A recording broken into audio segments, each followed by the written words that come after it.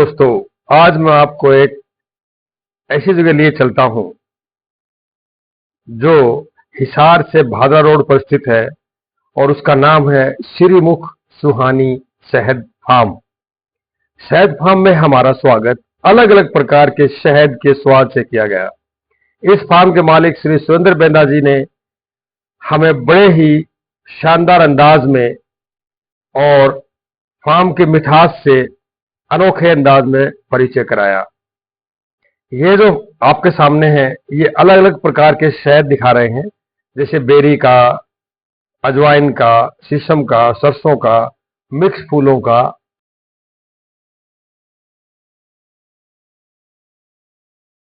शहद की इनके पास कई सारी वैरायटीज हैं। शहद के स्वाद के बाद फिर हमें उन्होंने दिखाया पोलन। जो आपके सामने है ये है पोलन। पोलन मक्खी के बच्चे का भोजन होता है और उन्होंने हमें बताया कि बच्चा पहले 20 दिन तक केवल इस पोलन को ही खाता है और उसके बाद ये सारा सामान शहद को छत्ते से निकालने से लेकर आप तक पहुंचाने के लिए जो भी सामान काम आता है, सारा सामान अभी आपके सामने दिखाया जा रहा है। कहीं पर फ्रेम्स हैं, कहीं पर कटर्स हैं, कहीं पर जालियां हैं, कहीं पर तार जो है वो आपके सामने है। ये सारे का सारा सामान ये प्रयोग होता है शहद बनाने में और उसको प्रोसेस करने में। ये है लकड़ी के जो फ्रेम हैं जिन पर छत्ता लगता है, यानी कि छत्ते का विकास होता है। ये है वो यंत्र जिसके माध्यम से छत्ते से शहद निकाला जाता है। वो स्टोर जहां पर कच्चा शहद रखा गया है, इसे लोग कच्चा शहद इसलिए कहते हैं क्योंकि ये फिल्टर नहीं हुआ है। और ये भी आपके सामने जो हाथ लगाया गया ये वैक्स है जो कि कॉस्मेटिक्स में काम आता है। उसके बाद हम चले फील्ड की ओर, बिल्कुल जहां से ये शहद आता है और दोनों तरफ हरे भरे खेत हैं और बच्चों में उत्साह है।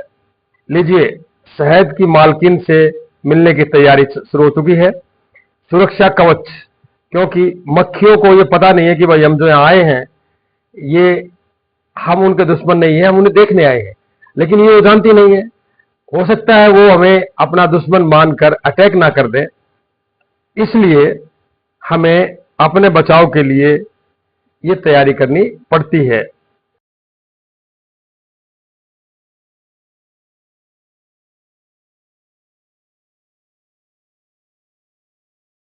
और चलिए सावधान, अब हम मक्खियों की कॉलोनी में आ गए हैं।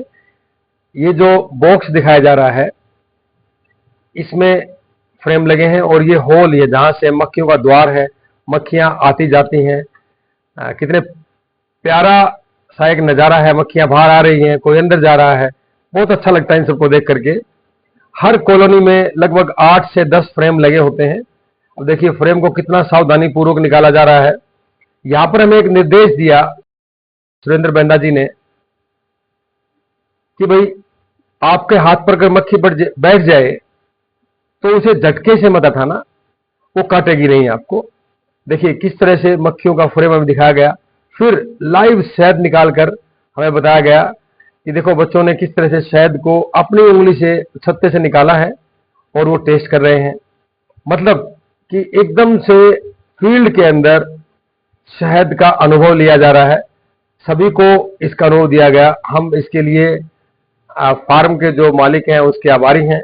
उन्होंने पूर्ण रूप से कैसे कहा कि देखो आप किस तरह से शहद को आप टेस्ट कर सकते हो। बहुत अच्छा एक माहौल, और मतलब कहने का ये है कि एक शानदार तरीका है। पर ये जब तक है जब तक आपको इस मक्खियों के व्यवहार के बारे में पता। देखिए अब इन्होंने मक्खी उठाई है, ये क्या चीज है इन्होंने उठाया, इन्हें कहा कि ये जो है नर मक्खी है, नर मक्खी। और इसने बताया कि नर मक्खी और रानी मक्खी दोनों में डंक नहीं होता है, वो आपको नहीं काटेंगी। भाई ये तो इन्हीं को पता था, अगर हमारे जैसे तो हाथ ना लगाएं। हमें तो पता भी नहीं कौन सी नर है और कौन सी रानी है। देखो ये किस तरह से बच्चे इसके साथ खेल रहे हैं, और देखो कैसे कितने कॉन्फिडेंस इन्होंने हाथ से उठाया, क्योंकि इसमें ना डंक नहीं होता है। और उन्होंने बताया कि भाई मजेदार बात, जो वर्कर मक्खी होती हैं उन्हीं में केवल डंक होता है। फिर देखिए जहां इन्होंने उंगली लगाई है, ये बताया ये जगह है कि यहां पर होता है पोलन। जो पोलन मतलब बच्चों का भोजन, मक्खियों के बच्चों का भोजन। अब देखिए जो पीला रंग है ये है वो जगह। मैं जैसे पहले ही बताया कि बच्चा जब 20 दिन तक इसी भोजन पर निर्भर रहता है, और ये मक्खियों की जो टांग है उन पर चिपक कर ये आता है।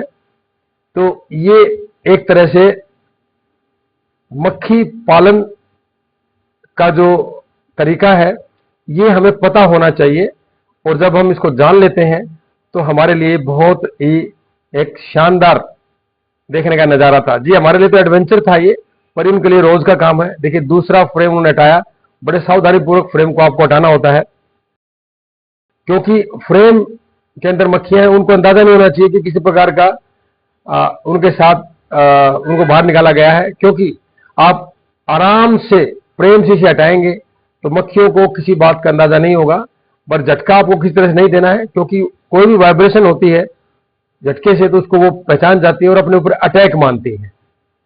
तो ये था किस तरह से उन्होंने फ्रेम को निकाला है और हमें दिखाया। अब बच्चे भी जिद कर रहे थे कि भाई हम भी फ्रेम को हाथ लगाएं, तो उन्होंने कहा कि चलिए लीजिए फ्रेम को हाथ लगाइए, मक्खियां कुछ नहीं कहेंगी, आपने सेफ्टी कवर भी पहन रखा है। और देखो बच्चों ने बड़ा कॉन्फिडेंस से इस फ्रेम को उठाया है। अभी फिर वो आपको दिखा रहे हैं कि हमें हमारी तरफ से एक अनुरोध किया गया था कि भाई हमें रानी मक्खी जरूर दिखाइए। तो उन्होंने एक विशेष कॉलोनी में ले जाकर हमें रानी मक्खी को दिखाया। देखिए ये बता रहे हैं कि ये रानी मक्खी है, पर हमें समझ में तो आ गया, उसका थोड़ा सा कलर अलग होता है, उसमें डंक नहीं होता है। ये जो फार्म है ये बहुत सारी चीजें यहाँ पर प्रोड्यूस करता है, जैसे शहद है, वैक्स है, पोलन है, ये सारी चीजें। एक बात और उन्होंने हमें बहुत अच्छे से बताई कि भाई हम यहाँ पर मक्खियों का वेनम, जहर भी चाहे तो निकाल सकते हैं, और ये कैंसर की दवाई बनाने में ये काम आता है। तो अभी आपको वो जो अभी दिखा रहे हैं सामने, देखिए ये रानी मक्खी के बारे में इंडिकेट कर रहे हैं कि रानी मक्खी यहाँ पर है। अब ये आपको जो वेनम, उसका जो डंक है, जहर जिसको हम कह सकते हैं, उसको निकाल कर वो दिखा रहे हैं कि जो कि बहुत सारी दवाइयों में ये काम आता है। दोस्तों हमारा जो बी फार्म को देखना एक बहुत ही मनमोहक और सक्सेसफुल विजिट रही, जिसमें हमें बहुत ही आनंद आया और बहुत कुछ सीखने को मिला। उसके बाद फूलों के जो परागकण हैं उनका अंदाजा हमने लिया कि किस तरह जब मक्खी बैठती है तो कहाँ वो उनके पैरों पर क्या चीज उनके चिपकता है। दोस्तों नींबू के बाग को देखते हुए हम वापस घर के लिए रवाना हुए।